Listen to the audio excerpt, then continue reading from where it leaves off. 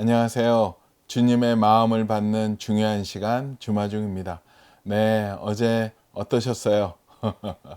또 여러 일이 있었겠죠? 이런 일, 저런 일, 또 어렵고 힘든 일, 기쁘고 즐거웠던 일, 많은 일들이 있었을 것이라고 생각이 듭니다. 여러 일들이 있지만 그 일 가운데 우리가 주님을 만나는 일, 또 주님과 함께하는 일이 가장 행복하고 즐거운 일일 수 있습니다. 오늘도 주님의 마음을 받고 또 주님의 마음을 알아가는 가장 중요한 이 시간이 되었으면 좋겠습니다. 오늘 주시는 주님의 마음은요, 마태복음 16장 15절, 16절, 17절 말씀입니다. 이르시되 너희는 나를 누구라 하느냐? 시몬 베드로가 대답하여 이르되 주는 그리스도시요 살아계신 하나님의 아들이시니이다. 예수께서 대답하여 이르시되 바요나 시몬아 내가 복이 있도다. 이를 내가 알게 한 이는 혈육이 아니요 하늘에 계신 내 아버지시니라. 아멘. 네, 오늘 이 말씀을 쉬운 성경 버전으로 보겠습니다. 예수님께서 제자들에게 물으셨습니다. 그러면 너희는 나를 누구라고 하느냐? 시몬 베드로가 대답했습니다. 주님은 그리스도시며 살아계신 하나님의 아들이십니다. 예수님께서 베드로에게 말씀하셨습니다. 요나의 아들 시몬아, 내가 복되다. 내 혈육이 이것을 내게 알려준 것이 아니라 하늘에 계신 내 아버지께서 알려주신 것이다. 아멘. 아멘. 네, 오늘 귀한 말씀 함께 보면 좋은 책이 있어서 또 같이 나누겠습니다. 이번에 저희를 통해서 첫 번째로 인사드리는 저자인데요. 워낙 상담 치유 계통에서는 유명하신 분입니다. 한성열 교수님의 새로운 책인데요. 원더풀 카운슬러라는 책입니다. 잃어버린 상담자 예수, 원더풀 카운슬러. 예수님의 상담의 그 능력을 우리가 배우고 또 그것을 통해서 우리가 치유받고 또 상담자로 그 길을 갈 수 있도록 안내해 주는 책입니다. 한성열 교수님의 역작이고요. 이제까지의 그 모든 본인이 기도하면서 공부했던 상담과 또 하나님 나라의 이 복음이 잘 연결이 되어서 우리에게 위로와 격려 또 새로운 희망을 주는 책이라고 확신합니다. 네, 오늘 또 이 책과 함께 나눌 좋은 글이 있는데요. 제목은 당신의 정체는 무엇인가? 나는 누구인가? 어느 날 심리학과 학생 대표가 저를 찾아와 단호하게 말했습니다. 이제부터 교수님 강의를 거부하겠습니다. 일방적인 통보에 저는 당황했습니다. 내 강의 내용이 마음에 안 들거나 부족해서 그러나? 속에서 여러 생각이 들었지만 겉으로는 담담히 이유를 물었습니다. 그러자 학생이 뜻밖의 대답을 하는 거예요. 교수님은 미제 앞잡이이기 때문에 강의를 들을 수 없습니다. 아주 당당하게 말하더군요. 저는 안심이 되기도 하고 흥미도 있어 물어봤어요. 내가 미제 앞잡이이니? 선생님은 골수 미제 앞잡이이십니다. 내가 왜 미제 앞잡이이니? 미제 앞잡이가 되려면 3가지 요소가 있어야 하는데 선생님은 그 요소를 다 갖추고 있습니다. 첫째, 미국에서 공부한 것. 둘째, 강의 시간에 영어를 많이 사용하는 것. 셋째, 기독교인이라는 거예요. 저는 기독교인이 미제 앞잡이의 요소라는 말에 깜짝 놀랐습니다. 덕분에 보름 정도 강의를 할 수 없었지만 이후 학생 대표가 다시 강의해 달라고 요청해서 못 이기는 척 받아주었습니다.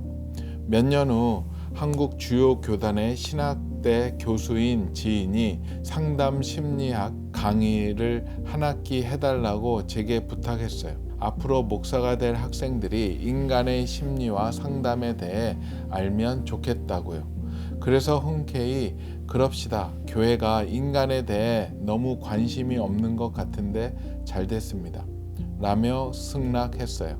그리고 일주일에 한 번씩 신학대에 가서 열심히 강의했습니다. 그런데 하루는 강의실이 텅 비어 있는 거예요. 이 학교에 특별한 행사가 있거나 개교 기념일이라서 휴강하는 날인가? 이렇게 생각하면서 다른 강의실을 둘러봤어요. 그랬더니 다른 강의실에는 학생들이 빽빽히 앉아 있는 겁니다. 사실 강의실에 들어갔는데 학생이 하나도 없으면 굉장히 당황스럽습니다. 그 이유도 모르면 더 놀라지요. 저는 학생 대표에게 전화했습니다. 왜 학생들이 한 명도 없나요? 교수님 강의를 안 듣기로 결의했습니다. 왜 제 강의를 안 듣습니까? 우리는 신본주의에 근거한 신학을 공부하는 사람들이기 때문에 인본주의를 가르치는 심리학자의 강의는 거부하기로 했습니다. 연락을 좀 미리 줬으면 아무도 없는 강의실에 오지 않았을 텐데, 그리고 목회는 사람을 대상으로 하는 것인데 사람을 잘 모르면서 어떻게 목회한단 말인가? 여러 의문과 상념이 겹쳐서 한동안 텅 빈 강의실에 혼자 있다가 참담한 마음으로 신학대학 교정을 떠났던 기억이 지금도 생생합니다. 교수 생활을 하며 겪은 황당했던 사건을 먼저 소개하는 이유는 저에 관한 판단의 정확성 여부를 말하려는 게 아닙니다. 나는 과연 누구일까라는 질문을 하고 싶어서입니다. 지금 이 책을 쓰는 한성열은 과연 누구일까요? 어떤 사람은 빨갱이라고 하고, 어떤 사람은 미제 앞잡이, 어떤 사람은 인본주의자 라고 하면서 저를 거부했는데 저는 과연 누구일까요? 글쎄요, 저도 제가 누구인지 한마디로 답하기가 어렵네요. 어떤 사안에 대해서는 진보적인 생각이 있기도 하고 다른 주제에 대해서는 보수적이기도 합니다. 또 미국에 대해 어떤 면에서는 호의적이지만 다른 면에서는 부정적으로 생각하기도 해요. 또 제가 심리학을 공부하면서 인간 중심 사고를 하는 면이 있는 것은 당연해요. 하지만 신앙인으로서 인간은 심리학이라는 학문만으로 이해할 수 없는 더 넓고 깊은 존재라는 사실도 깨닫고 있어요. 그럼 저는 누구인가요? 이 정체성에 대한 고민이 지금 이 책을 읽는 당신에게 예수님은 과연 누구신가요? 라는 질문을 던지는 이유입니다. 아멘. 우리의 정체성은 그 하나님을 통해서 정이 내려지고 하나님을 통해서 우리의 정체가 정확하게 드러난다라고 생각이 듭니다. 오늘 말씀에서도 그렇잖아요. 베드로 사도가 예수님이 물어보셨을 때 최고의 답을 했죠. 주는 그리스도시요 살아계신 하나님의 아들이라고 대답했었을 때 이 생각은 하늘에 계신 내 아버지께로부터 내려온 것이다 라고 얘기하시면서 그 뒤에 보면 예수님이 베드로에 대한 그 놀라운 축복까지 해 주시는 것을 보게 됩니다. 우리의 진짜 정체는 하나님으로부터 나옵니다. 우리가 하나님께 여쭤보고 하나님께 그 정의를 받아야 된다라고 생각을 합니다. 우리 요한복음 16장 13절에 보면 진리에 대해서 정의해 주시는 분이 나옵니다.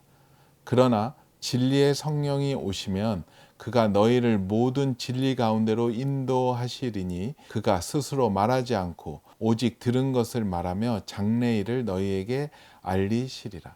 진리의 성령님이 오시면 하나님이 우리를 무엇이라고 말씀하시는지 우리가 알게 되는 것 같아요. 성령님이 임재하시고 성령님이 내 심중의 주인님이 되셨을 때 나의 사명이 무엇이고 나의 미션이 무엇인가를 제대로 찾을 수 있을 것이라고 생각합니다.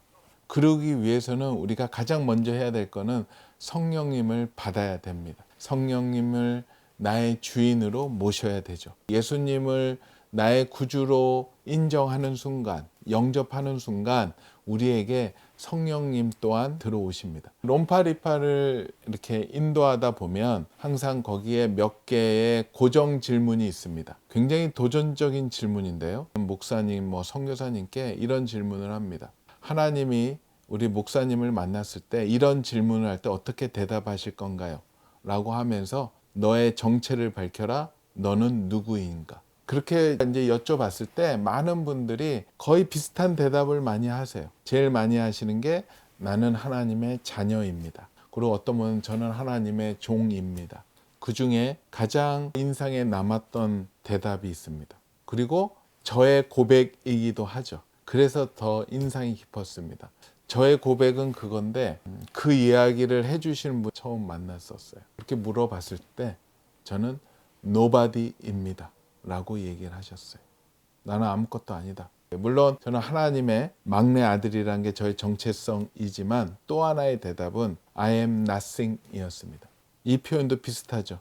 나는 아무것도 아니다라는 것. 이 말은 신앙적인 고백이었고 주님 앞에서의 자기 부인의 고백이기도 한 것 같아요. 저는 매번 느낍니다. 어떠한 일을 하고 어떠한 성과를 냈을 때 I am nothing. 저는 아무것도 아닙니다.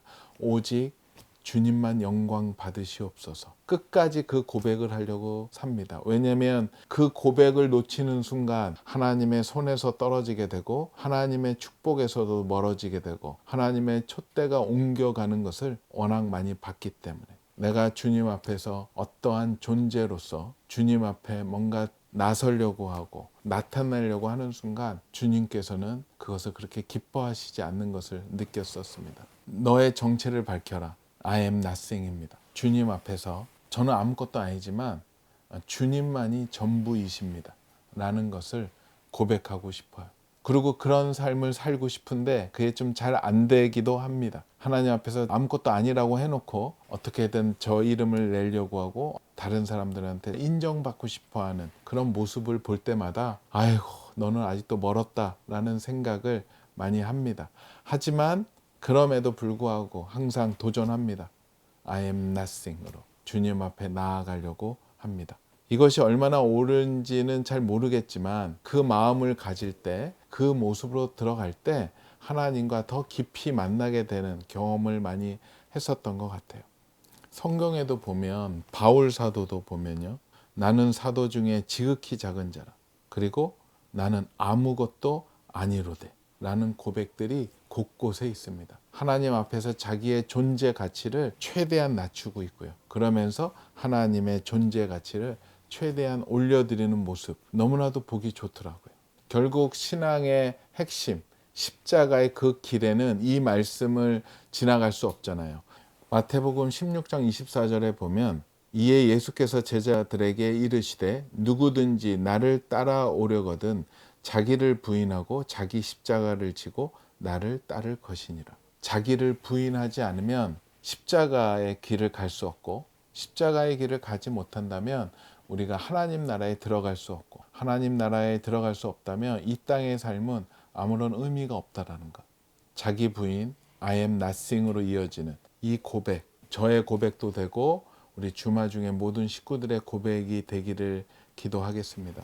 나는 아무것도 아니지만 빌립보서 4장 13절에 보면 내게 능력 주신 자 안에서 내가 모든 것을 할 수 있느니라. 나는 아무것도 할 수 없지만 하나님이 계신다면 하나님이 나의 몸을 통해서 나를 통해서 어떠한 일들도 할 수 있다라는 것. 그것이 가능하게 되는 것 같습니다. I am nothing은 나의 고백이 되고 이 고백이 주님 안에서 하나님 안에서 주님으로 인해서 나는 무엇이든 할 수 있고 주님으로 인해서 나에게는 주님의 그 미션을 감당할 수 있는 능력이 있다라는 고백이기도 하죠. 그래서 그 어떠한 일을 했었을 때 내가 드러나는 것이 아니라 모든 것의 근본이신 하나님만이 드러나는 삶. 그것이 나의 정체가 되고 나의 삶의 목적이 되지 않을까 생각이 들었습니다. 저에 대한 평가들이 많이 있을 줄 압니다. 여러 가지의 평가들이 있는데 저는 그 평가들 물론 다 존중하고 인정하지만 나의 진정한 평가는 하늘 아버지께서 내리시는 평가라고 하나님이 저에 대한 정의를 정확하게 내려주신다라고 생각을 합니다. 저는 오늘도 그 평가를 바라보면서 살아가려고 합니다. 주님께 속한 사람, 주님 안에 있는 사람, 하나님의 사람이라는 그 결정적인 정의가 저한테 내려지기를 저는 바라고 있습니다. 중간중간에 놓칠 수도 있어요. 중간중간에 휘청거릴 수도 있지만 저는 항상 그것은 잡고 갑니다. 하나님이 사랑하는 아들이고 하나님 앞에서 나는 nobody며 nothing이라는 것. 주님 앞에서는 아무것도 내세울 건 없지만 저가 주님의 자녀이기 때문에 주님의 능력이 나를 통해서 나타날 수 있는 귀한 존재라는 것을 생각하면서 나아가려고 합니다. 그렇기 때문에 어디를 가든 당당합니다. 쫄 것도 없고요. 무서워할 것도 없습니다. 우리는 하나님의 자녀이기 때문에. 우리 주마중 식구들도 마찬가지라고 생각을 합니다. 주님의 자녀라는 것을 확신을 갖는 사람, 믿을 수 있는 사람이 결국 이 땅에 하나님의 동역자가 되어서 이 땅에서 하나님의 나라를 건설하는 킹덤 빌더가 되지 않을까 생각이 듭니다. 오늘 우리 주마중 식구들에게도 주님이 오셔서 너희는 나를 누구라 하느냐 했을 때 이 말씀을 얘기하십시오. 그리고 이 말씀 또한 한번 또 물어보십시오. 주님, 그러면 주님은 저를 무엇이라고 생각하십니까? 라고 한번 여쭤보십시오.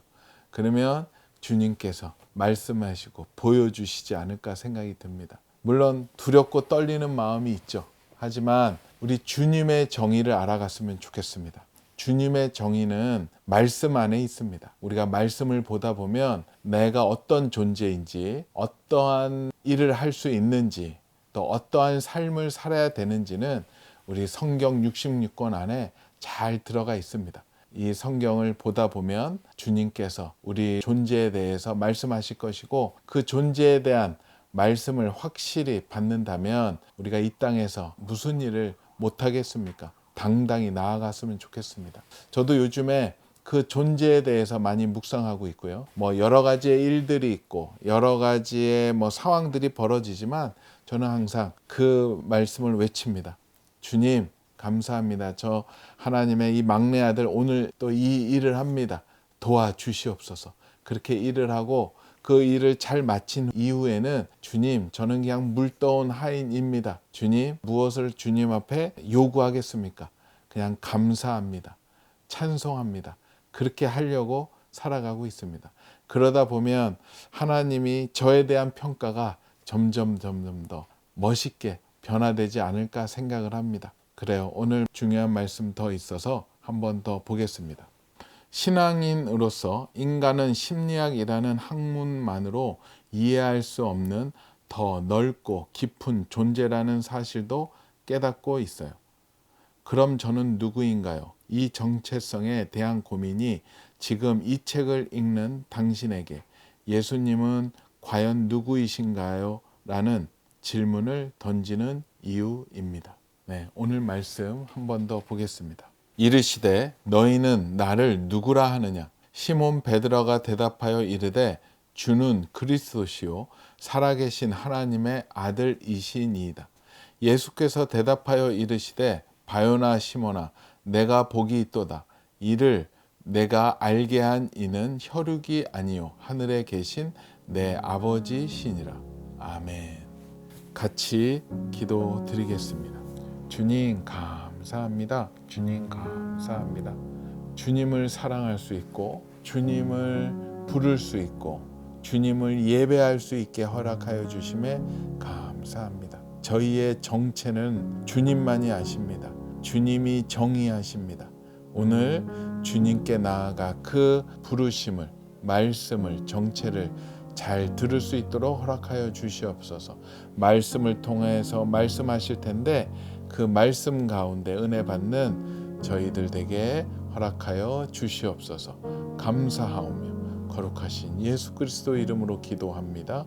아멘. 그래요. 우리도 베드로처럼 주님을 온전하게 정의하고 나의 정체도 주님을 통해서 알아가는 우리 주마중의 모든 식구들 되었으면 좋겠고요. 또 이 원더풀 카운슬러가 또 우리에게 꼭 필요한 여정이기 때문에 저자이신 우리 한성열 교수님께서 특별히 이번에 챌린지에 함께 하시기로 하셨습니다. 그래서 오래간만에 원더풀 카운슬러 10일 챌린지를 준비했습니다. 아시죠? 무료라는 거 응모해 주시고 여러분들이 책을 좀 미리 구입하셔서 또 함께 보시면서 하루하루 나아가면 너무나도 좋을 것 같아요. 10일 동안 이 챌린지를 따라오면은요, 여러분의 그 고민거리도 해결될 수 있는 실마리를 찾을 수 있고요.